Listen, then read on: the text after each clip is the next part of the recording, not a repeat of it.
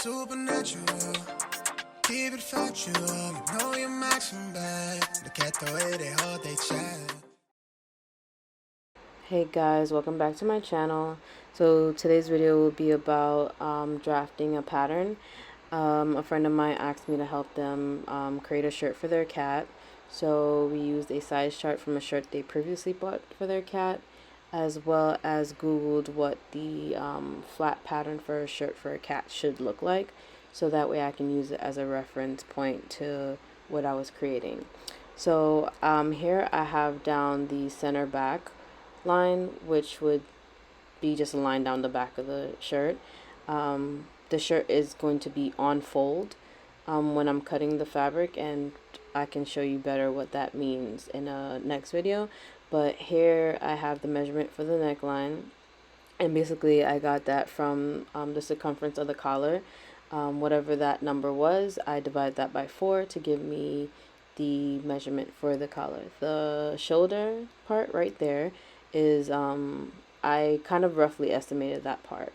So this is trial and error. Not everything is going to be perfect, but that is okay. We can always adjust it and tailor it to fit later.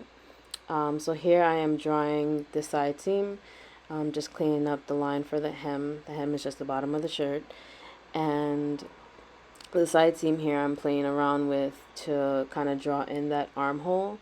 And I didn't have a French curve with me at the time, so I kind of just roughly drew in what I thought the armhole should look like. For those who don't know what a French curve is, a French curve is just a tool that you would use to give you clean curved lines. And here I am kind of just cleaning up that line a bit. On human clothing, we do this. I don't know if we do this on, animal clothing, but basically you want to give space to come in and out of the shirt.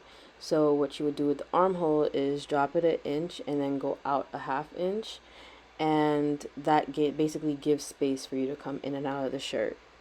So yeah, and then here I'm just merging the line with the line that I already have.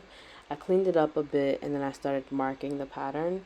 You always want to mark your patterns, because sometimes because you constructed the pattern doesn't mean that you're going to be the one completing the garment.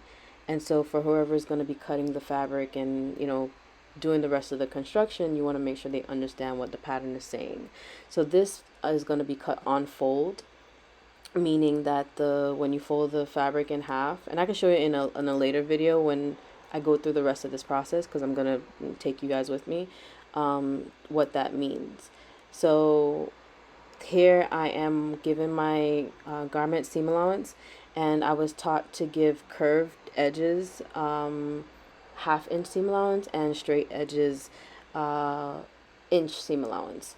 So here you would see the armholes and necklines got a ½ inch, and then everything else got an inch, except for the on fold mark where the ruler is. We're not going to give seam allowance to that, because that is going to be on fold, meaning that we're just cutting one piece with this fabric or with this garment. So yeah, thank you so much for watching. Don't forget to hit the bell button so you can see the final product, and don't forget to like, comment, and subscribe. Thank you.